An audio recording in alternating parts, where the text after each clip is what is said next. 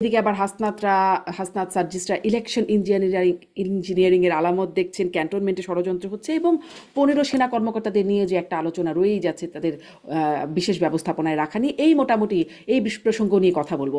আমি একটু শুরু করি পাঠ্যক্রম নিয়ে। একটু আগেই সাংবাদিক শুনছিলাম যে কেমন হবে আগামীর পাঠ্যক্রম। সেখানে জামায়াতে ইসলামের নায়েবে আমির, দুঃখিত, জামায়াতে ইসলামের সেক্রেটারি জেনারেল মিয়া গোলাম পরোয়ার, তিনি বলছেন রেইনবো, প্লুরালিজম, ট্রান্সজেন্ডার বলবেন, এ সমস্ত শব্দের মারপ্যাচের আড়ালে মানুষকে যৌনতা শেখাবেন, সমকামিতা শেখাবেন, আপনার কোনো অধিকার নেই। আর একজন বক্তা বলছিলেন গান বাজনা শিক্ষা দিলে অপরাধ বাড়তে থাকবে। সালাউদ্দিন আহমেদ বলছিলেন শতকরা 90% মুসলমানের দেশে ধর্ম ও নৈতিকতার শিক্ষায় নিয়োগের ব্যবস্থা করবেন।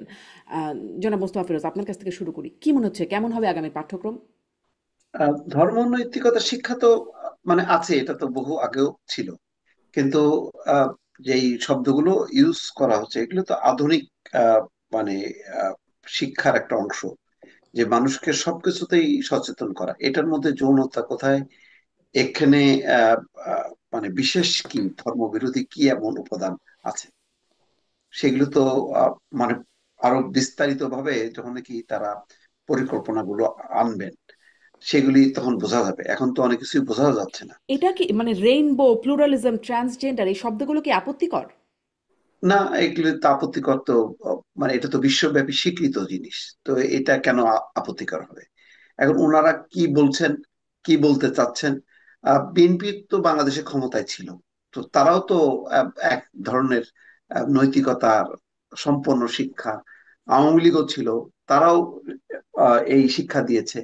তারপর যে শব্দগুলো বললেন, সেই শব্দগুলো তো সবাই জানে, সবাই শেখে, এবং এটা শিক্ষা দেওয়াটাই তো উচিত।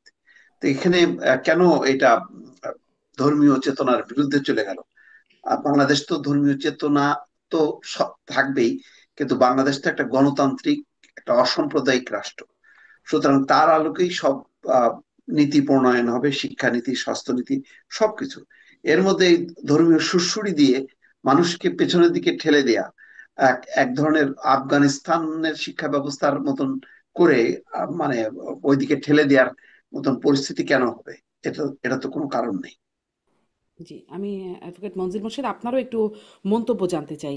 আপনি কি মনে করেন, মানে আপনি সুশীল সমাজের একজন প্রতিনিধি, একজন মানে সচেতন নাগরিক হিসাবে এই প্রশ্নটা, আইনজীবী হিসেবে তো বটেই, আপনি বলবেন। আপনি আসলে কি মনে করছেন কেমন হতে যাচ্ছে আগামী পাঠ্যক্রম, এবং সঙ্গীতের সাথে কি ধর্ম নৈতিকতার কোনো মানে সাংঘর্ষিক বলে মনে করেন সঙ্গীত শিক্ষা? ধন্যবাদ আপনাকে আমাকে সংযুক্ত করার জন্য, এবং আমার সহ আলোচক মোস্তফা ফিরোজ ভাই, যারা শুনছেন সবাইকে ধন্যবাদ।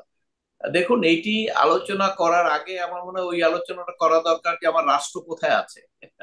কারণ ওই পাঠ্যপুস্তক আপনার প্রিন্ট তো করবে যারা রাষ্ট্রের ক্ষমতায় আছে।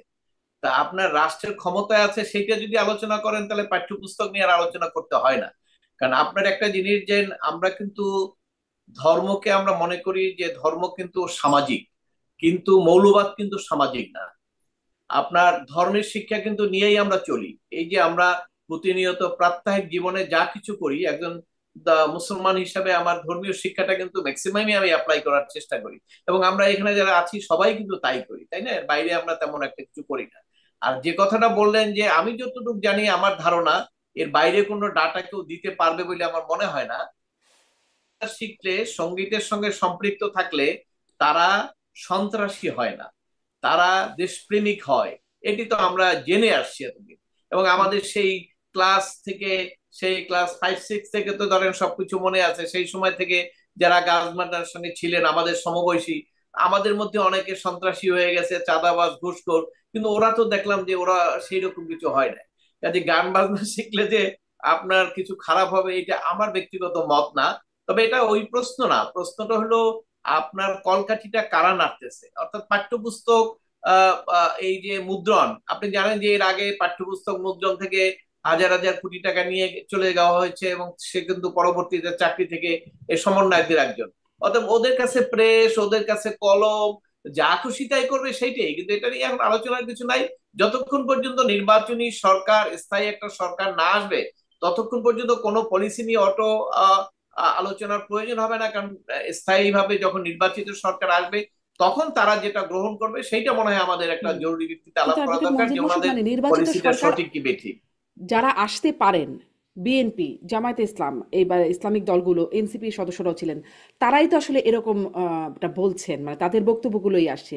অতএব তাদের কাছ থেকে কি বোঝা যাচ্ছে যে সামনের আসলে তারা কেমনটা করতে পারেন? কারণ আপনি আপনি দেখেন, এইটা বাংলাদেশের রাজনীতি। বাংলাদেশের রাজনীতিবিদরা ভোটের আগে অনেক কিছু বলে, হ্যাঁ হুম, হ্যাঁ, ভোটের পরে অনেক কিছুই করে না। কাজে এটা সামনে যেহেতু ভোট আছে, সে ভোটের জন্য বক্তব্য হতে পারে। কাজে ওইটাকে আমি অত একটা গুরুত্ব দেই না, কারণ ওইটাও এর আগেও আগের সরকারও ভোটের আগে অনেক কিছু কথা বলেছে, ভোটের পরে সেগুলা থাকে না। এইটা এখন সামনে যেহেতু ইলেকশন আছে, সবাই যার যার ভোটার আকৃষ্ট করার জন্য অনেক কিছু বলবে। হুম, সে কথাগুলো শুনলে অনেক সময় মনে হবে এটা কিভাবে সম্ভব, কিন্তু রাষ্ট্র যখন পরিচালিত হবে তখন অনেক কিছুই সম্ভব হবে না, সেটা দেখা যাবে। এবং সবচেয়ে হলো যে সেই জন্য আমাদের দায়িত্ব হলো যে যারা ক্ষমতায় আসবেন তাদের সঠিকভাবে সঠিক লোককে ক্ষমতায় পাঠানো। ওইটির থেকে আমাদের ওই জি, দায়িত্বটা যদি আমরা পালন করি সঠিকভাবে, তাহলে আমার মনে হয় আর দুশ্চিন্তার কোনো কারণ থাকবে না। জি। ভোটের আগে তো ভালো কথা বলবেনই মোস্তফা ফিরোজ। ভোটের এগুলো কি ভালো কথা? মানে মানুষের জন্য খুব পছন্দসই কথা যে আম নাচ গান আসলে সমাজে অপরাধ প্রবণতা বাড়াবে এবং এইসব, মানে সঙ্গীত শিক্ষক বাদ দিয়ে নৈতিক শিক্ষক বা ধর্মীয় শিক্ষক নিতে হবে। সঙ্গীত শিক্ষক থাকলে কোনো নৈতিকতার সাথে সেটার কোনো সমস্যা হয়ে যাচ্ছে। জাতীয় সঙ্গীত আমরা আমাদের স্কুল জীবনে মনে পড়ে জাতীয় সঙ্গীত গেয়ে তারপরে স্কুল পিটি করে তারপরে ক্লাসরুমে ঢুকতে হতো। থাকবে তো সেই জাতীয় সঙ্গীতের মানে প্রচলন, গাওয়ার প্রচলন থাকবে তো মনে হয়? দেখেন, আমি জামাতের জামাত তো সরকারেও ছিল এক সময়। তো জামাতের বাইরের আহ, কয়েকটা দল নিয়ে আমি শঙ্কিত। এরা যদি কোনো নির্বাচনী জোটে আসে এবং সেই জোট যদি মানে জয়ী হয়, তাহলে বাংলাদেশে কিন্তু আবার ওই যে ধর্মীয় একটা উগ্রতা দিয়ে এটা শুধু সরকারকে পরাস্ত করা না, বিএনপিকেও কুপকাত করা এবং একটা ট্রেন্ডের দিকে নিয়ে যাওয়া, সেই সংখ্যাটা আমি করছি। আপনি যে কথাগুলো বললেন, এই কথাগুলো শুধু নির্বাচনী কথা তা না। কারণ রাজনীতিতে তারা টিকে থাকতে গেলে এগুলোর উপর ভিত্তি করে তারা একটা ব্যবস্থা তৈরি করে। দেখেন এখন তো মানে আরো 3-4 মাস আগে যদি ট্রেনটা দেখেন, বিভিন্ন জায়গায় হুম, তৌহিদি জনতার ব্যানারে যে সমস্ত, তখন তো নির্বাচন ছিল না। বরং তখন ছিল যে নির্বাচনটা দরকারই নেই, ইউনিট সরকারই থাকুক, ইউনিট সরকার থাকবে, কিন্তু আমরা মাজার ভাঙবো, আমরা বিভিন্ন সাংস্কৃতিক অনুষ্ঠান করতে দেব না, বিভিন্ন শোরুম উদ্বোধন করতে দেব না। এইগুলোকে ধর্মীয় অনৈতিক বলে তারা বেশ একটা জোয়ার তুলেছে এবং সেই প্রবণতা কিন্তু এখনো আছে। এর সাথে নির্বাচন যুক্ত হবে, ধর্মীয় রাজনৈতিক দলগুলো যদি একটা কাঠামোর মধ্যে আসে একটা, তাহলে এটা কিন্তু মাত্রাটা আরো বাড়বে। বাংলাদেশে এখন এক ধরনের ধর্মীয় উগ্রবাদের একটা সম্ভাবনা মাথা চাড়া দিচ্ছে, এটা বাস্তবতা। এই বাস্তবতার বিরুদ্ধে আহ গণতান্ত্রিক শক্তিগুলো আহ এখন দৃশ্যমান যে তারা কিন্তু দুর্বল হচ্ছে। বিএনপি আহ কেন জানি মানে কুলায় উঠতে পারতেছে না, তাকে কোনো কোনো ক্ষেত্রে আপোস করতে হচ্ছে। এটা বিপজ্জনক। গণতন্ত্রটাই আমি মনে করি এখন ঝুঁকির মধ্যে পড়ে যাচ্ছে আস্তে আস্তে। গণতান্ত্রিক শক্তিগুলো আহ কেন জানি নিষ্ক্রিয় এবং দুর্বল। এবং এর মূল কারণ হচ্ছে সবচেয়ে বড় যে গণতান্ত্রিক রাজনৈতিক দল, সেই রাজনৈতিক দল বাংলাদেশে এখন এই মুহূর্তে নেই। তারা এমন একটা ব্যবস্থার মধ্য দিয়ে আগাইছে যে তারা নিজেদের একটা মানে ধ্বংস করে দিয়ে আসলে হুম, গণতন্ত্রকে বিপদে ফেলছে। আমি আওয়ামী লীগের কথা বলতে যাচ্ছি, সরাসরি নাম ধরেই বলি। এই দলটা গঠনতন্ত্র, তার শাসনতন্ত্র সবকিছু ছিল গণতান্ত্রিক, তারা চলে গেল ফ্যাসিবাদের মধ্যে, স্বৈরতন্ত্রের মধ্যে। ওইটার কারণে যখন কি তারা ধ্বংস হয়ে গেল, তখন কিন্তু আসলে গণতন্ত্রটাই ধ্বংস হয়ে গেল। ওই গণতন্ত্রের ঝান্ডাটা এখন বিএনপির পক্ষে বা অন্যান্য বাম গণতান্ত্রিক দলগুলোর পক্ষে মানে একদম মানে সামনে তুলে ধরা, মানে বা মানে এগিয়ে যাওয়াটা এখন যথেষ্ট পরিমাণ তারা মানে হুম, কি বলে দ্বিধান্বিত, অথবা আহ তারা তাদের শক্তিটা দুর্বল হয়েছে। জি, তার বিপরীতে কিন্তু ওই উগ্রবাদী শক্তিগুলো বেশ মাথাচাড়া দিয়েছে এবং সেই শক্তিটা কিন্তু গত 1 বছরে ইউনূস সরকার বিভিন্ন মাজারের আক্রমণ, বিভিন্ন সাংস্কৃতিক অনুষ্ঠানে হামলার মধ্য দিয়ে তারা কিন্তু একটা শক্তি সঞ্চয় করে একটা রাজনীতিতে একটা ফ্যাক্টর হয়ে উঠছে।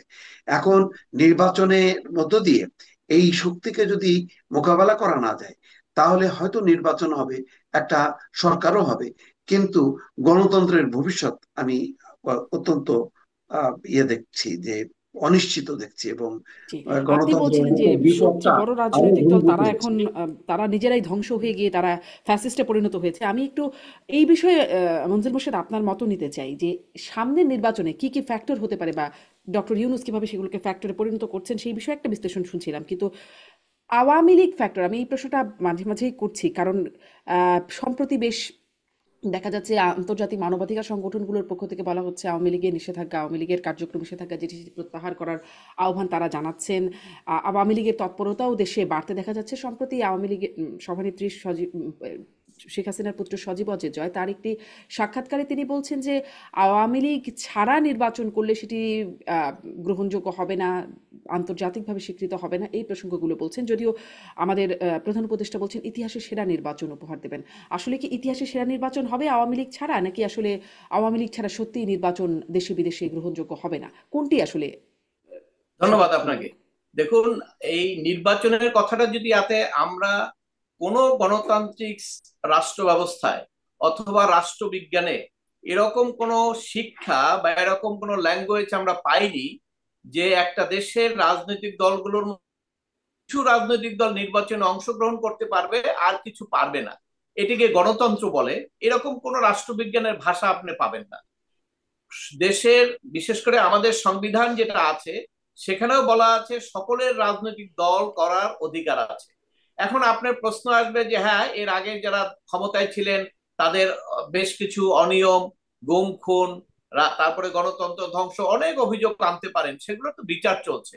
কিন্তু সেই কারণে যে একটা দলকে আপনি নিষিদ্ধ করে দিবেন, তারা বা তাদের ভোটাররা ভোটই দিতে পারবে না, এটি যদি বলেন তাহলে আপনি কিন্তু আর গণতান্ত্রিক ক্যারেক্টারে থাকলেন না। তাহলে আপনার এই কথাটা যে বলেন তাকে কিন্তু আমি গণতান্ত্রিক মনে করি না, তাকে কিন্তু আমি স্বৈরতান্ত্রিকই মনে করি। কারণ আপনি যদি বলেন যে এখানে আমরা ভোট দেবো, মোস্তফা ফিরোজ শারমিন ভোট দিতে পারবে না, তাহলে এটাকে আমি গণতান্ত্রিক মতামত বলবো না, এটা স্বৈরতান্ত্রিক মতবাদী। কারণ আমরা তিনজন আছি, আমরা তিনজনেই ভোট দিতে পারবো, এটি হলো গণতান্ত্রিক। কিন্তু এর মধ্যে একজন বাদ দিয়ে ভোট দেওয়া হবে, এটাকে গণতান্ত্রিক বলে না। আর নির্বাচনের প্রশ্ন যেটা বলছেন, নির্বাচন হতে পারে, কারণ এর আগে হুম। 14, 18, 24-এর কিন্তু অ্যাডভোকেট নির্বাচন মঞ্জুর হয়েছে, মোর্শেদ বিষয়টা তো সেখানে কিন্তু এরকম। বিএনপি সহ অনেকে জয়েন করে নাই, কিন্তু হুম। সেটাও কিন্তু নির্বাচন।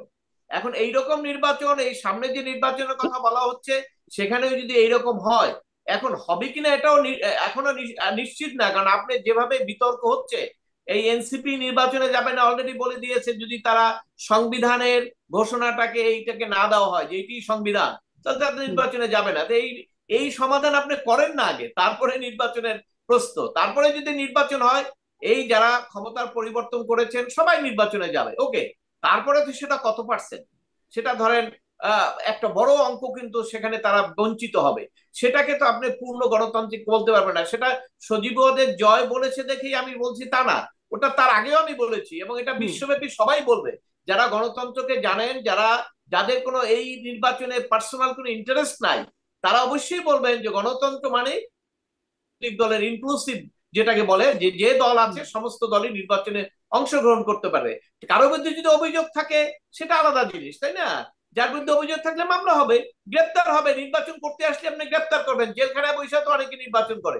আর জনগণ যদি আপনাকে ভোট দেয়, সেখানে তো আমার কিছু বলার নাই, গণতন্ত্র তো সেইটাই। কিন্তু আপনি কি বলতে পারবেন যে না, আমাদেরকে আজকে ধরেন এই ছাত্ররা যে পরিবর্তন করলো, এখন যদি জনগণ যদি ছাত্রদেরকে ভোট না দেয়, তাহলে কি আপনি বলতে পারবেন যে না, এটা গণতন্ত্র হয় নাই? এটি যদি আপনি বলেন, তাহলে আমি বলবো যে আমাদের বিশ্বব্যাপী যে রাষ্ট্রবিজ্ঞান, গণতান্ত্রিক ব্যবস্থা যা কিছু প্রচলিত আছে সবকিছুকে উল্টিয়ে ফেলা হবে। তো সেটি তো আর সবাই গ্রহণ করবেন না। আপনারা আলোচনা করতে পারেন, কিন্তু আলোচনায় তেমন কোনো ফলাফল আসবে না।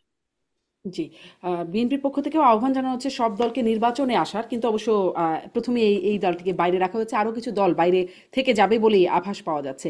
একটু মোস্তফা ফিরোজ, আপনার কাছে যদি এই প্রসঙ্গে ছোট্ট করে কোনো মন্তব্য থাকে যোগ করবেন আপনি। সাথে সাথে তারেক রহমান এই আসছেন, শীঘ্রই আসবেন, কয়েক সপ্তাহের মধ্যে আসবেন, বিএনপির নেতাকর্মীদের কাছ থেকে আমরা শুনতে পাচ্ছিলাম, এখন শুনছি সালাউদ্দিন আহমেদ বলছেন নভেম্বরের আগেই বা নভেম্বরের মধ্যেই তারেক রহমান ফিরবেন।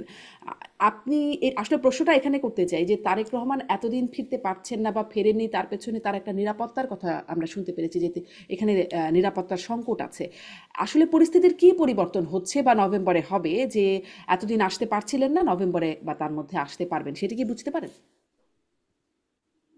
হয়তো সার্বিক পরিস্থিতি পর্যবেক্ষণ করেই আহ, তারেক রহমান হয়তো মানে সময় নিয়েছেন। এর মধ্যে তার একটা লম্বা গ্যাপ আছে, নিরাপত্তার ব্যাপারটা তো অবশ্যই আছে। কারণ যেহেতু বেগম খালেদা জিয়া অসুস্থ, তিনি দল পরিচালনায় এখন সেভাবে সক্ষম না। সুতরাং এক নম্বর ব্যক্তি, তার সিকিউরিটির ব্যাপারটা তো আছে। সেই সিকিউরিটির ব্যাপারটার জন্য গত 2 মাস ধরে, আমি জানি গত 2 মাস ধরে নানা রকম চেষ্টা দলের পক্ষ থেকে করা হয়েছে। স্বরাষ্ট্র উপদেষ্টার কাছে গেছেন লুৎফুজ্জামান বাবর, সাবেক স্বরাষ্ট্র প্রতিমন্ত্রী, তার জন্য বুলেট প্রুফ বাস এবং একটা গাড়ির ব্যবস্থা করা হয়েছে। আগ্নেয়াস্ত্রের লাইসেন্স নিতে হয়েছে। এইসব প্রস্তুতি সম্পন্ন।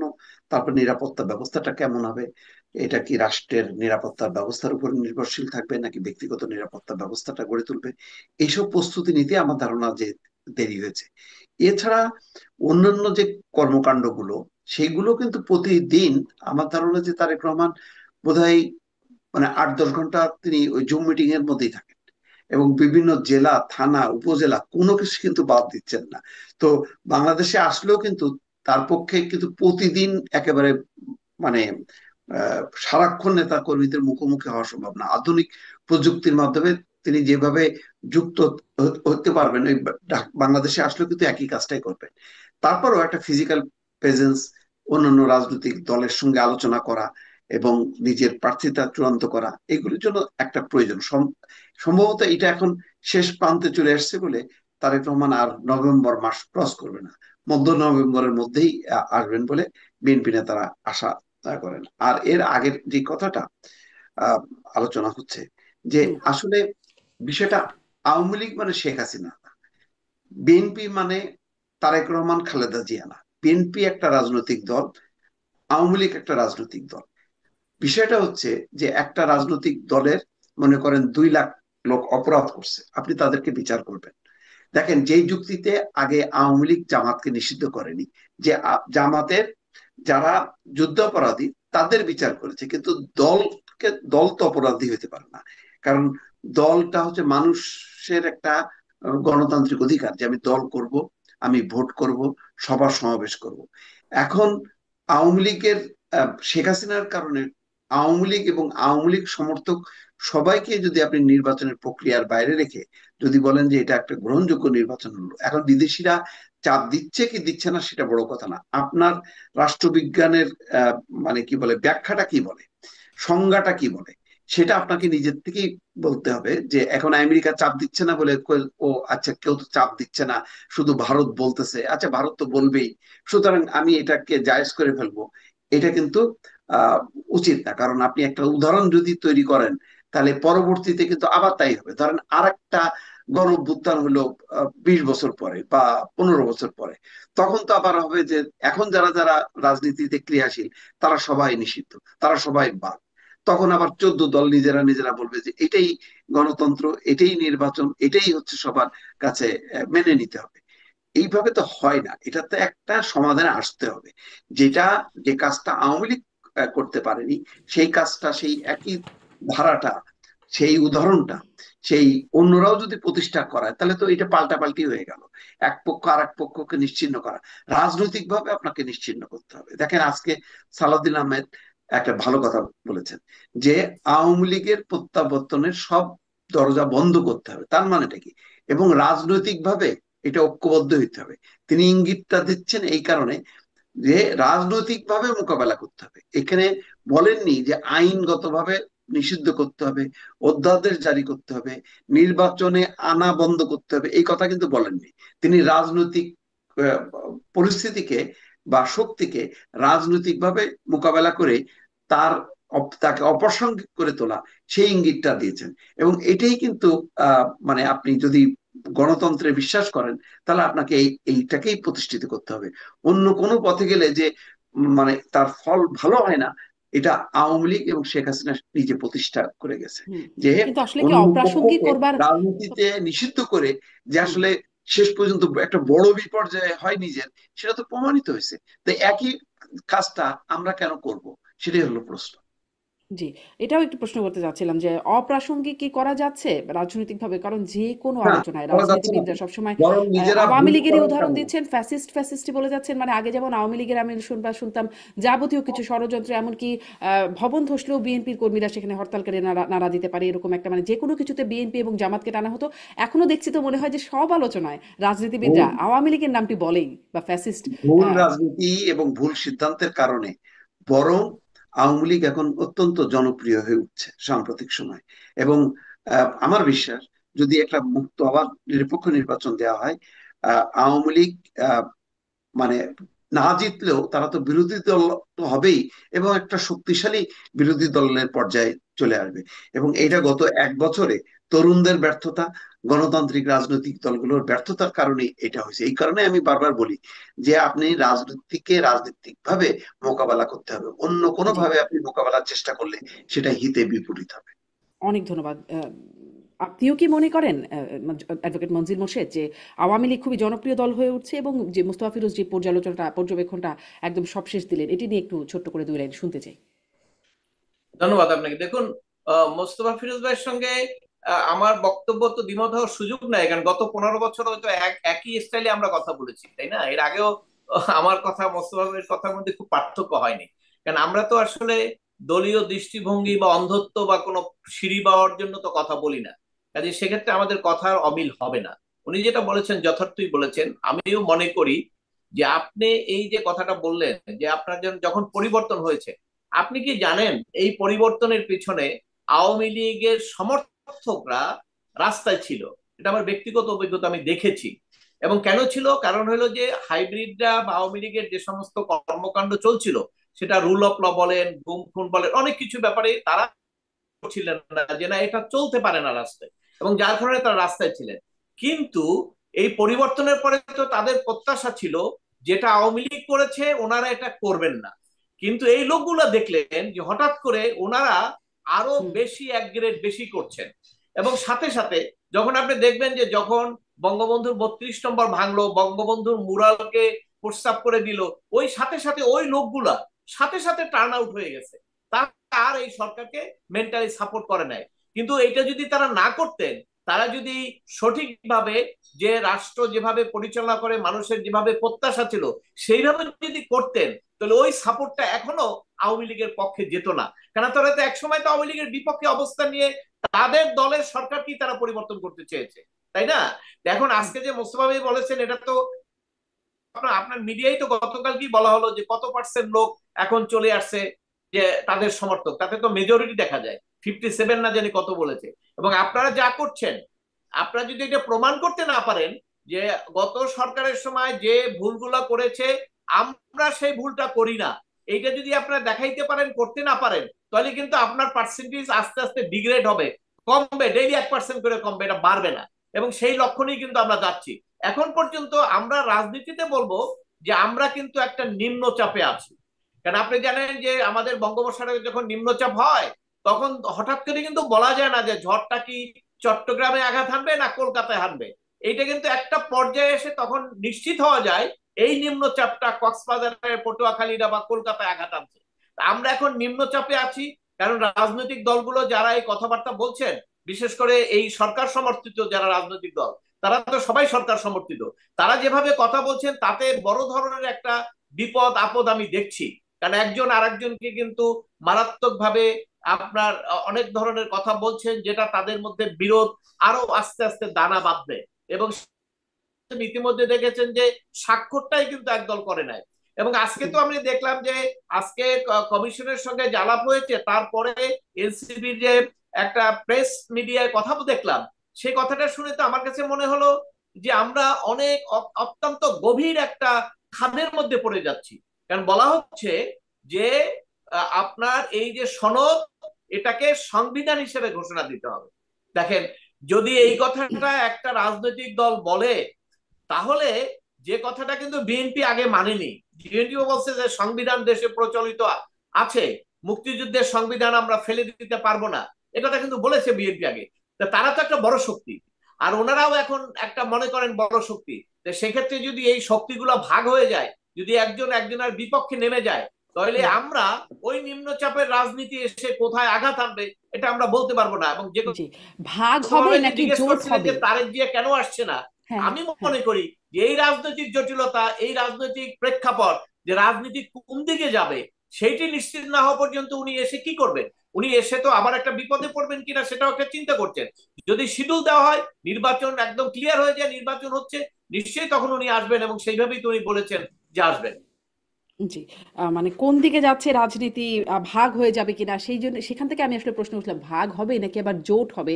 কারণ সালাউদ্দিন আহমেদ আজকে বলছেন, আমি মুস্তাফা ফিরোজ আপনার কাছ থেকে একটু জানতে চাইবো যে 200 আসনে প্রার্থী চূড়ান্ত হবে, এই মাসের মধ্যে গ্রিন সিগন্যাল দিয়ে দেওয়া হবে। আর জোটের আলোচনাও চলছে, এনসিপির সাথেও রাজনৈতিক যোগাযোগ আছে। আবার এনসিপি বলছে যে জুলাই সনদ এর আইনি ভিত্তিতে যারা সাথে থাকবে সেটি জামায়াত হলে জামাতের মানে জামাতের সাথে তারা 2 পা এগিয়ে যাবে, যদি বিএনপি আসে বিএনপির জন্য তারা 2 পা এগিয়ে যাবে, এই হচ্ছে সমীকরণ। আবার এদিকে জামাত তো তাদের নিজেদেরকে এনসিপির বাপ দাবি করে বসেই আছে।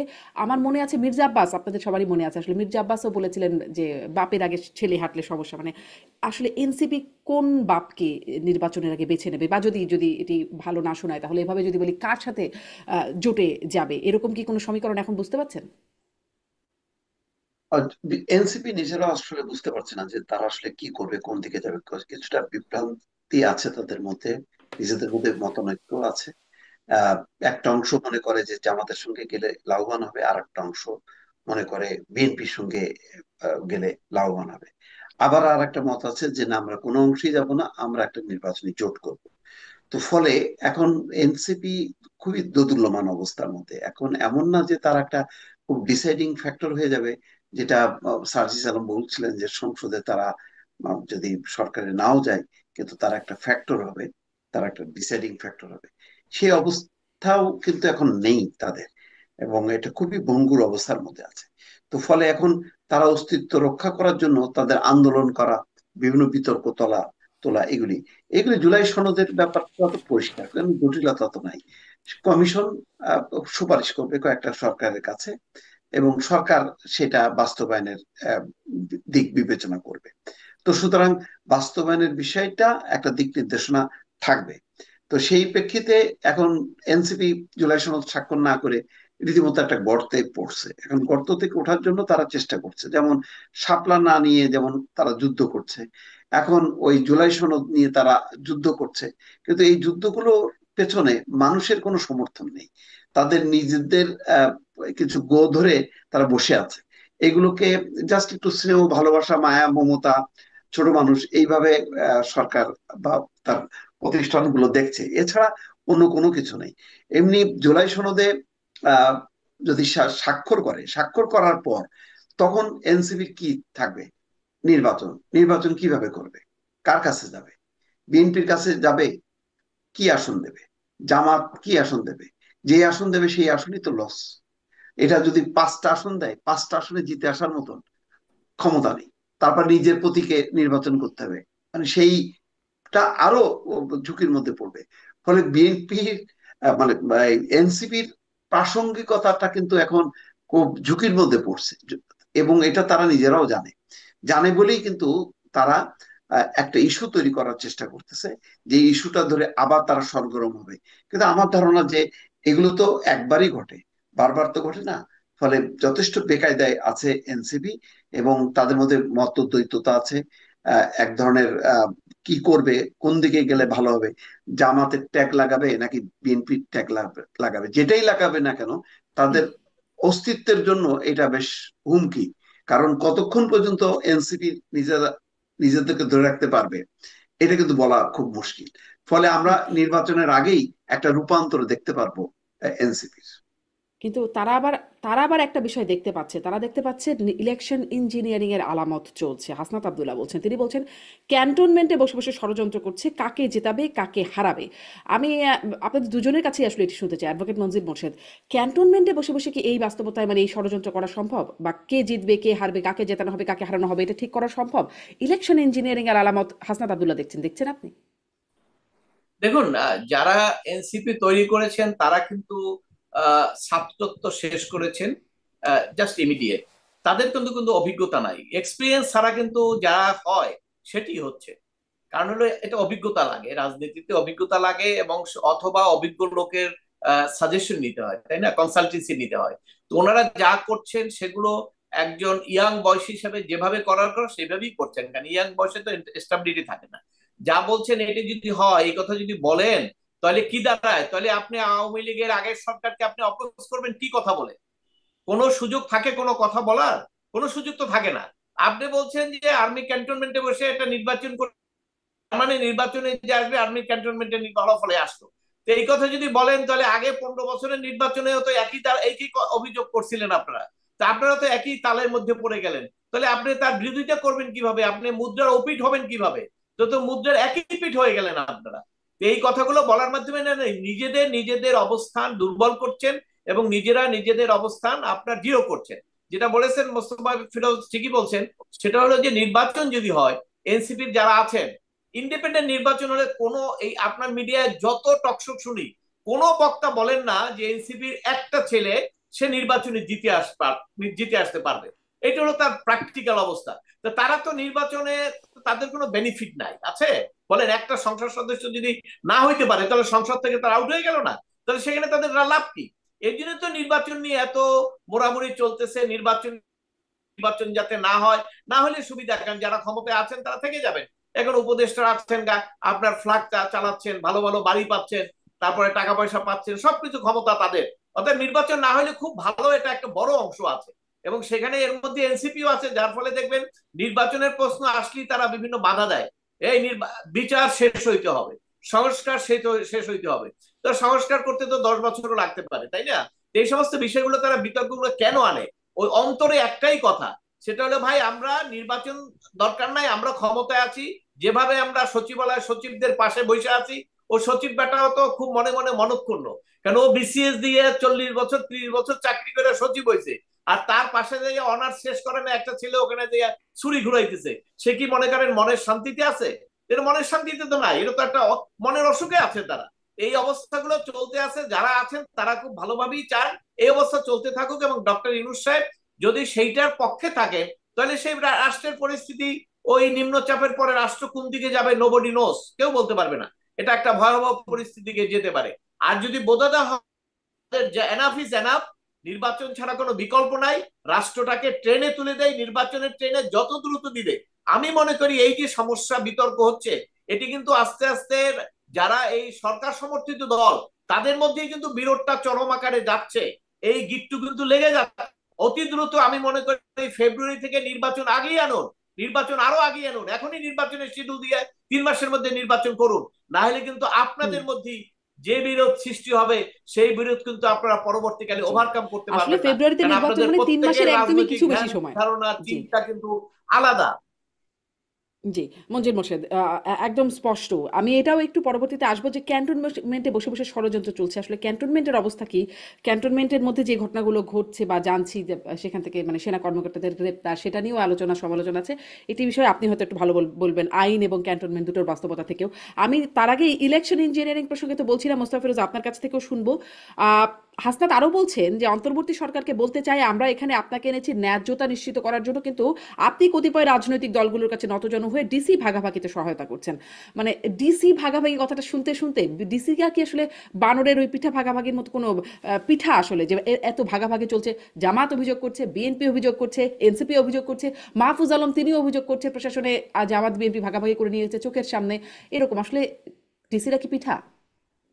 না, ভাগাভাগি করলে অসুবিধা কি আছে? সবাই তো মানে আওয়ামী লীগ বিরোধী। তো এখন তো যারা আছে, মানে কেউ জামাত সমর্থক বা বিএনপি সমর্থক, তো সেটাই তো থাকবে। এনসিপি যদি আরো আগে জন্ম নিত, তাহলে এনসিপি সমর্থকরাও থাকতো। তো এখানে তাদের অভিযোগ কি? এটা তো সবাই তো মানে আওয়ামী লীগ বিরোধী। আওয়ামী লীগ বিরোধী শক্তি তো থাকবে। এখন তারা যদি মানে সিদ্ধান্ত নেয় যে আওয়ামী লীগকে তারা করবে না, নির্বাচনে আসতে দেবে না, তাহলে আওয়ামী লীগের যে সমস্ত কর্মকর্তাদেরকে ওএসডি করা হয়েছে, চাকরিচ্যুত করা হয়েছে, তাহলে তাদেরকে নিয়ে এসে বসানো হোক গুরুত্বপূর্ণ জায়গায়। কারণ তারাই একমাত্র নিরপেক্ষ। কারণ তারা জামাতও না, বিএনপিও না, এনসিপিও না। তাহলে তাদেরকে দিয়ে সাজাইতে হবে প্রশাসনকে। এটা ছাড়া তো আর উপায় নেই। ইউনূস সাহেব কোথা থেকে আমদানি করবে এখন প্রশাসনে? মানে নিরপেক্ষ লোক তো কেউ না। হয় আওয়ামী লীগ, না হয় বিএনপি, না হয় জামাত, না হয় এনসিপি। তো এখন যারা আছে সবাই আওয়ামী লীগ বিরোধী, তাহলে এতে তো সন্তুষ্ট থাকার কথা।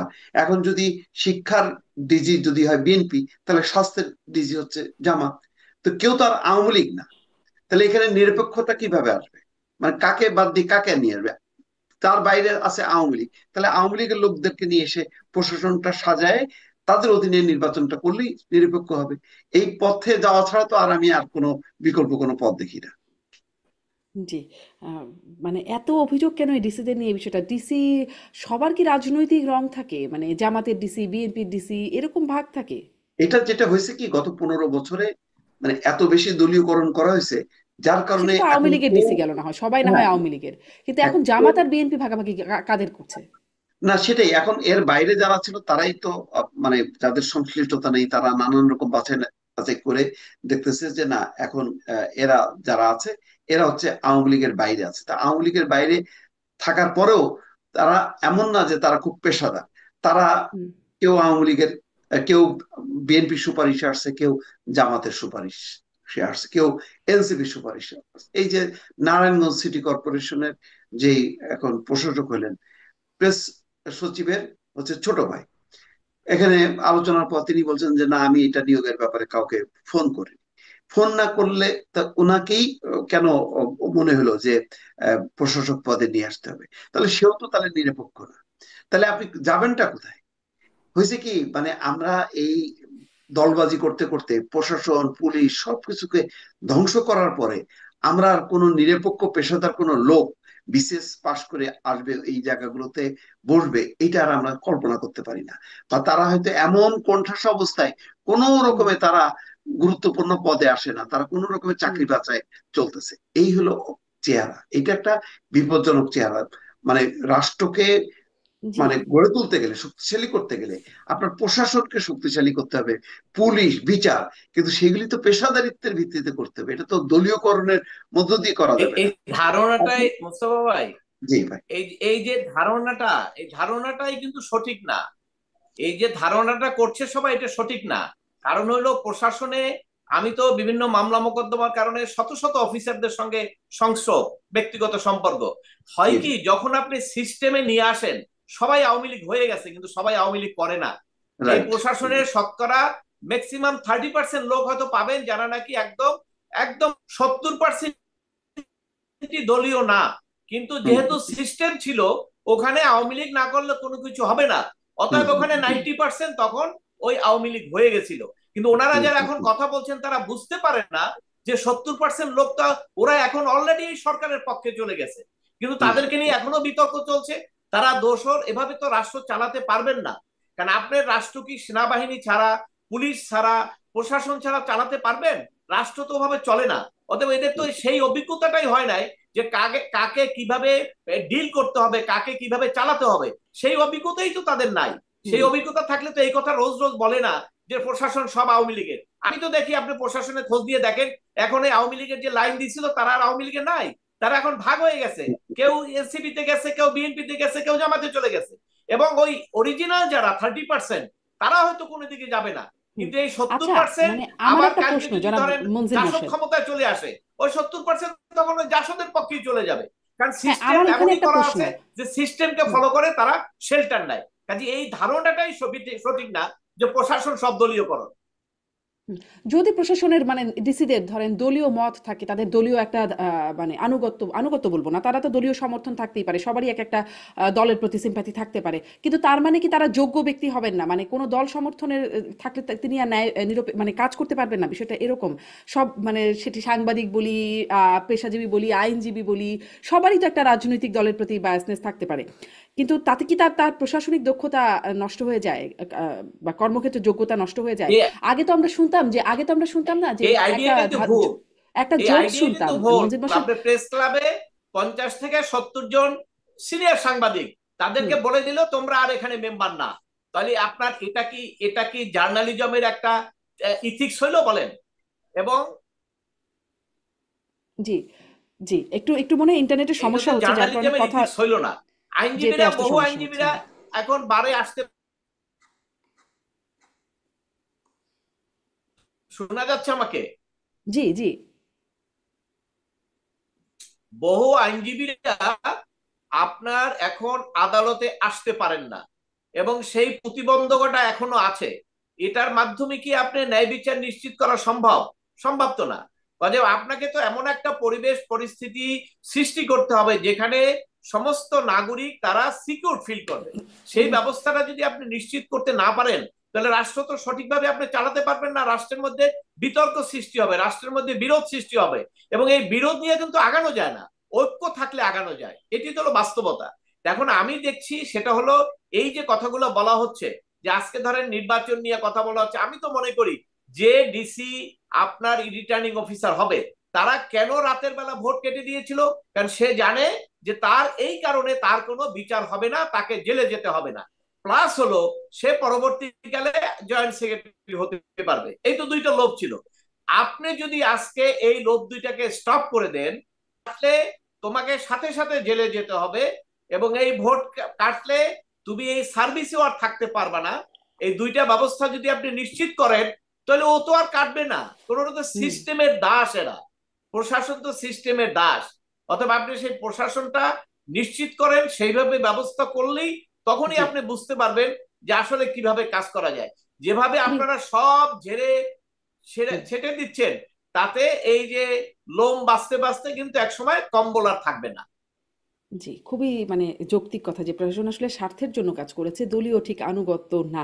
আগে শুনতাম না যে প্রেজেন্ট পলিটিক্যাল পার্টি পিপিপি সব প্রশাসনের কর্মকর্তা বা সরকারি কর্মকর্তারা নাকি এই সরকারি দল করেন সব সময়। এখন এসে আসলে সব আওয়ামী লীগ, বিএনপি, এনসিপি বা জামাতের মানে সব শোনা যাচ্ছে যে ডিসিরা নাকি তাদের তাদের কার কার ডিসি ক্যান্টনমেন্টে বসে বসে ষড়যন্ত্র করছেন। এটা সম্পর্কে একটু জানতে চাই। ক্যান্টনমেন্টে বসে বসে কি মোস্তাফিজুর ষড়যন্ত্র করার মতো পরিস্থিতি আছে, যেখানে আসলে আমরা দেখছি ক্যান্টনমেন্টের মধ্যে অন্য আর একটা অস্থিরতা বা অন্য একটা চাপ বিরাজ করছে, সেনা কর্মকর্তারা সেখান থেকে তাদেরকে সাব জেলে রাখা হয়েছে। আমি মঞ্জিল মোর্শেদ আপনার কাছ থেকে ওই প্রসঙ্গে শুনবো। একটু মোস্তাফিজ আপনার একটু মন্তব্য শুনে আসি। না, সেনাবাহিনী সার্ভিং অফিসারদেরকে তো এই মানে এরকম সিভিল এতে কখনো লড়তে হয়নি। তাদের সেনা আইনে বিচার হয়েছে। এখন সেই কারণে একটা কেন হয় না? ব্যবস্থা জিয়াউল করা। হাসান লড়ছেন বা আগেও তো সেনা কর্মকর্তারা গেছেন। না, গেছেন, কিন্তু মানে একেবারে মামলায় এরকম ধরে আহ, মানে একটা গ্রুপ ধরে বিচার হয়তো বিচ্ছিন্ন ভাবে একজন দুইজন হয়েছে, কিন্তু এরকম গ্রুপ ধরে সম্ভবত আর আর হয়নি। আর এটা খুব সিরিয়াস একটা কেস। তো সেখানে তাদেরকে সাব জেলে রাখা হয়েছে, আইনের ব্যত্যয় ঘটেনি। তবে আইনের মধ্যে একটা হয়তো বিশেষ সুবিধা তারা তৈরি করছে। এটা হয়তো একটা ভারসাম্য রক্ষা করার জন্য করতে পারে। এখন আমরা সহসায় সবকিছু এই যে ইলেকশন ইঞ্জিনিয়ারিং কথা বলে দিই, ক্যান্টনমেন্টের মধ্যে হচ্ছে, এইগুলি এক ধরনের উস্কানি। আমি তো বললাম তো যে কেউ কেউ এমন এমন কিছু কথাবার্তা বলে এক ধরনের অস্থিরতা তৈরি করতে চাচ্ছে। কারণ নির্বাচনটা যদি আসলে ওই আরো 6 মাস আগে হয়ে যেত, যেটা মঞ্জুল মোর্শেদ উনি বললেন, সেটা তো এখন আর সময়ও নেই, 3 মাস। সেই হিসেবে তো ফেব্রুয়ারি মাস চলেই আসে, আর ডিসেম্বরে আনার সম্ভবত নেই, কারণ নভেম্বর মাস তো চলেই আসতেছে। 1 মাসের মধ্যে তো আর নির্বাচন হয় না। তো যাই হোক, এটা অলরেডি আমরা এই ধরনের পরিস্থিতিটা তৈরি হয়েছে এই কারণে যে আমরা অনেক দেরিতে নির্বাচনটা করে ফেলাম। আরো আগে যদি নির্বাচনটা হয়ে যেত এবং ডিসেম্বরের মধ্যেই যদি হইতো, সবচেয়ে ভালো হতো, এবং আরো আগে হলে আরো ভালো হতো। ক্ষমতার বলয় তখন একটা এক কেন্দ্রিক একটা ক্ষমতা চলে আসবে। তো সেটা তাতে যাদের এখন নির্বাচন ছাড়া যারা ক্ষমতা দেখাচ্ছে, তারা তখন ক্ষমতা দেখাতে পারবে না। সেই কারণে ওই ক্যান্টনমেন্টে ওয়াকার জেনারেল ওয়াকারকে খোঁচা দিতে দিতে দিতে দেখা যে জেনারেল ওয়াকারকে কোনোভাবেই নড়ানো যাচ্ছে না। কিন্তু কিন্তু চেষ্টাটা কিন্তু অব্যাহত আছে, কিভাবে তাকে বিতর্কের মধ্যে নিয়ে এসে একটা পাল্টা সেখানে একটা নেতৃত্ব দাঁড় করানো, সেখানে একটা সংঘাতময় পরিস্থিতি তৈরি করা, অস্থিরতা তৈরি করা। এই চেষ্টাটা তো আছে, এবং এখনো দেখা যাচ্ছে যে দেশের ভেতরে সেইটা ম্রিয়মাণ হলেও সেই চেষ্টাটা আছে। চেষ্টাটা আছে এই কারণে যে তারা আবার মানে সামনে চলে আসতে চায়। এই যে পিছনে পড়ে গেছে, পিছন থেকে সামনে আসার একটা প্রতিযোগিতার জন্যই বারবার এই ক্যান্টনমেন্টকে সামনে নিয়ে আসা হচ্ছে, যাতে একটা পরিস্থিতি তৈরি হয়, একটা পট পরিবর্তন হয়। নির্বাচন হলে রাজনৈতিক পট পরিবর্তন হবে, কিন্তু জি, ক্যান্টনমেন্ট আপনার নিয়ে বিশ্লেষণটা একদমই খোঁটাখুটি করলে স্পষ্ট একটা জনাব বিশেষ মোস্তফা পট ফিরোজ। পরিবর্তন হবে। এখন ওই বিশেষ পট পরিবর্তনের জন্য কেউ কেউ সুবিধাভোগী হইতে চায়, সেই কারণেই জি, এই বারবার মানে ক্যান্টনমেন্টের কথাটা নিয়ে ক্যান্টনমেন্টকে আসা সামনে হচ্ছে। নিয়ে আসা হচ্ছে। কিন্তু এই যে আপনিও বলছিলেন না যে বিশেষ সুবিধা দেয়া হচ্ছে, বেআইনি না কিন্তু তাদেরকে বিশেষ সুবিধা দেওয়া হচ্ছে 15 সেনা কর্মকর্তাকে। এবি পার্টির ব্যারিস্টার ফুয়াদ তিনি বলছেন যে স্বরাষ্ট্র উপদেষ্টা বাটপারি শুরু করেছেন, মানে এটাকে তিনি বাটপারি বলছেন। এটা কি আপনি এভাবে বলবেন, বা এই যে বিশেষ সুবিধা দেয়া এটা কি তিনিও একজন ঊর্ধ্বতন সেনা কর্মকর্তা স্বরাষ্ট্র উপদেষ্টা, এই জন্যই কি এই একটা ব্রাদারহুড থেকে এই বিশেষ সুবিধা দেয়া? দেখেন, রাজনীতিকরা অনেকগুলো শব্দ ব্যবহার করে, আমাদের মধ্যে গণমাধ্যমেরও কেউ কেউ বলে, কিন্তু দুর্ভাগ্যক্রমে আমি হয়তো সেই ধরনের সাংবাদিকও না, সেই ধরনের রাজনৈতিক মন মানসিকতা নাই বলে আমি এইসব শব্দগুলো কারোর ক্ষেত্রে ইউজ করতে চাই না। আইনের এই ব্যাখ্যাটা আমার সম্ভবত মনে হয় যে অ্যাডভোকেট মঞ্জিল মোর্শেদই বলতে পারবেন, এখানে কি হুম, মানে মানে সংযোগটা বিশেষ মনে হয় কোনো বিচ্ছিন্ন হয়ে গেছে। আইনের ব্যত্যয় ঘটলো কিনা। হ্যাঁ, আইনের ভেতরে হয়তো বিশেষ সুবিধা একটা তৈরি হয়েছে, সেটা এইটুক বলা যায়। তো সেটার করার মধ্য দিয়ে কি এমন পরিস্থিতি তৈরি হচ্ছে যে যাতে বিচারটা বিঘ্নিত হবে, আমি ঠিক হুম, মানে বলতে পারবো না। এটা অ্যাডভোকেট মঞ্জিল মোর্শেদি বোধহয় উপযুক্ত মানুষ। জি, তার সংযোগটা মনে হয় বিচ্ছিন্ন হয়ে গেছে, আমরা তাকে পাচ্ছি না। কিন্তু বিশেষ সুবিধা যেমন পাচ্ছেন, আবার একটা মানে এই প্রশ্নটাও আছে তাদের সাথে এই অবিচারটা হচ্ছে কিনা, যে বিচারের আগেই তাদের চাকরি শেষ এবং তারা যদি মানে তারা যদি নিরপরাধও প্রমাণিত হন তারা কিন্তু আর চাকরি ফিরে পাবেন না। সুবিধার সাথে সাথে তাদের এই যে তাদের এই বিষয়টা এটিও একটা বিশেষ আলোচনার জায়গা। না সেটা, শেষ না কিছু সেটা বলবেন, কেন আমি শেষ হবে করব। না। জি। আমার ধারণা যে চাকরি না পাওয়ার, যদি বিচার যদি তারা অব্যাহতি পান, তাহলে তারা আবেদন করে আবার চাকরিতে পুনর্বাসিত হবেন, না, থাকবে না আমি কেন? সেনাবাহিনীর ঊর্ধ্বতন কর্মকর্তাদের সাথে কথা বলছিলাম একটা অনুষ্ঠানে। তারা বলছিলেন যে সেনাবাহিনীতে এই সুযোগটা নাই। একবার চাকরি আচ্ছা হারালে তা কোনোভাবেই তাদের আর চাকরিতে পুনর্বহাল হবার সুযোগ নাই। এটা তাদের একদম মানে নির্দিষ্ট রুল। অতএব কোনোভাবেই তারা আর চাকরি ফিরে পাবেন না। আচ্ছা, এটি তো সেটা একটা নিশ্চয়ই যদি সেটা থাকে তাহলে সেটাই হবে। সেনাবাহিনীর চাকরি তো আর সিভিল দের চাকরির মতন না। সেনাবাহিনীর চাকরি খুব মানে দ্রুত চলে যাওয়ার মতন বিধিবিধান গুলো করা আছে, কারণ সেনাবাহিনী তো একটা স্পর্শকাতর বাহিনী, রাষ্ট্রীয় বাহিনী। নিরাপত্তার কারণে এখন এখানে সিভিল, যেমন একজন সচিবের চাকরি গেলে সে আইন মানে মামলায় লড়ে আবার ফিরতে পারে, সেনাবাহিনীতে সেই সুযোগটা নেই, কিছু করার নেই। আবার এটাও জি, সত্য সেটাই। যে সেনাবাহিনীর কর্মকর্তাদেরকে একেবারে দলীয় বাহিনীর মতন করে, পুলিশের মতন করে বা অন্যান্য কর্মকর্তাদের মতন করে ব্যবহার করা হয়েছে, এটাও বাস্তবতা। এই বাস্তবতাটাও অস্বীকার করা যাবে না। জি, যার ফলে এটা তো রাষ্ট্রের প্রশাসন। দুর্বলই হয়। শুধু এটা না, আপনার আমাদের সম্পর্কে যা কথাবার্তা বলছেন বিভিন্ন ধরনের লোকজন, তারা নাকি রাজনীতি করেন। আমি তো মনে করি তারা রাজনীতির রও শেখেন নাই। যারা নাকি দেশের সার্বভৌমত্বের প্রতীক, সেনাবাহিনীকে নিয়ে যারা যে সমস্ত ন্যাক্কারজনক এবং অপমানজনক আন্ডারমাইন করার কথাবার্তা বলছেন এবং সেনাবাহিনীর বিতর্ক সৃষ্টি করছেন, সেটি আমি মনে করি এরা রাজনীতির রও বোঝে না। কারণ এরা যদি রাষ্ট্র পরিচালনা করতে যায়, সেই রাষ্ট্র একদম ধ্বংস হয়ে যাবে। কারণ রাজনীতি যদি বুঝতো তাহলে তারা এটা বলতো না। কারণ আপনি জানেন যে রাষ্ট্র পরিচালনা করার জন্য সবচেয়ে বড় শক্তি প্রতিনিয়ত দরকার হয় না, কিন্তু এক সময় দরকার হয়, যে কোনো সময়। যখন আমি আমার সার্বভৌমত্বের উপর আঘাত আনবে তখন সেনাবাহিনী দরকার। এই জন্য বিশ্বের কোন সেনাবাহিনী নিয়ে এত বিতর্ক আপনি পাবেন না, যেখানে আমাদের প্রতিনিয়ত আপনার সোশ্যাল মিডিয়া সহ প্রত্যেকটা জায়গায় আমাদের সেনাবাহিনীর বিরুদ্ধে এমন ভাবে কথাবার্তা বলা হচ্ছে কিছু, এবং কিছু লোকজন বলছে তাদেরকে আমি কি বলবো, তাদেরকে আমি বলবো অপরিপক্ক, এটাই বলবো। শুধু অপরিপক্ক, এবং সাথে সাথে এটাও বলবো তারা অপরাধ করছেন। কারণ আজকে অনেক সেনাবাহিনী অফিসাররা তারা পারিবারিক ক্ষেত্রে, তারা অনেক ক্ষেত্রে এখন তারা অপমানিত বোধ করছেন। কারণ আগে যে একটা আপনার যে একটা অবস্থান, সে অবস্থানটা না থাকলে যেটা হয়, তো সেই ঘটনাগুলো অলরেডি পারিবারিক লেভেলে চলে গেছে। এবং এটি করার জন্য যারা দায়ী তারা কিন্তু বাংলাদেশের জন্য ভালো করছেন তারা, তারা বাংলাদেশকে সামনের দিকে এগিয়ে যাওয়ার থেকে বিরত রাখতে চায় এবং বাংলাদেশকে ধ্বংস করতে চায়। আর এটা ধ্বংস যারা করতে চায় তারা, আমার কাছে একটা আমার ব্যক্তিগত অ্যানালাইসিস, এটা হয়তো সবাই একমত হবেন না, তারাই চায় বাংলাদেশ সৃষ্টিকে যারা মানতে পারেন নাই, অর্থাৎ বাংলাদেশ সৃষ্টিকে যারা মানতে পারেন নাই, তারাই বাংলাদেশকে ধ্বংস করতে চাইবেন। এছাড়া তো অন্য কারো ধ্বংস করার কোনো কারণ থাকতে পারে না। আমি এটাই বলতে চাই, সেটা হলো যে আমাদের দেশের রাজনীতিতে, সেনাবাহিনীতে, নির্বাচন, যত কথাই বলেন না কেন, এখানে আসলে যেটা হয়েছে সেটা হলো আমাদের যেটা দরকার ছিল সেটা হলো বৃহত্তর ঐক্য, এবং বৃহত্তর ঐক্যের মাধ্যমে বৃহত্তর জনগণের ঐক্য কিন্তু বলছি আমি, এবং বৃহত্তর জনগণের ঐক্য, সব রাজনৈতিক দলের ঐক্যের কথা বলছি, বৃহত্তর জনগণের ঐক্যটাই আমরা প্রতিষ্ঠিত করতে পারছি না, একটা বৃহৎ অংশকে বাদ দিয়ে আমরা চলার চেষ্টা করছি। এটি রাষ্ট্র ভবিষ্যতে কোন দিকে যাবে, কতটুক সমাধান হবে এটা এখনো বলা যাবে না, এবং এটার যে কোনো ফলাফল ভালো হবে না সেটা অলরেডি আপনারাই আলোচনায় এখন আনছেন, যেটা আগে 6 মাসে আলোচনা করতেন না, এখন আপনারাই বলছেন যে এই নির্বাচন নিয়ে যে সমস্ত কথা হচ্ছে এটা কি সেই আগের সরকারের নির্বাচনের দিকেই আমরা যাচ্ছি কিনা।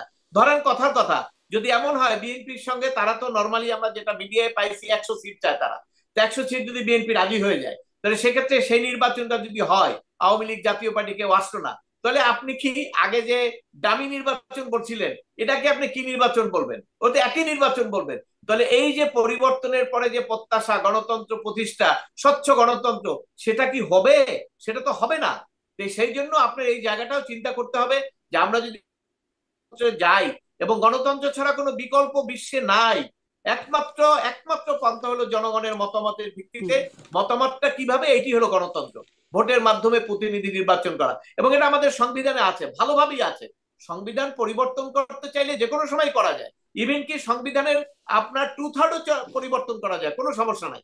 কিন্তু যে সংবিধান মুক্তিযুদ্ধের মাধ্যমে অর্জিত হয়েছে সেটাকে যদি আপনারা ষড়যন্ত্র করেন, এটাকে ফেলে দিতে হবে, এটাকে ডিলেট করে দিতে হবে, তারপর আরেকটা কিছু করবেন, এটি করতে গেলে বাংলাদেশের যে পরিস্থিতি হবে সেটা আমি মনে করি যে সেটা কিন্তু আরেকটা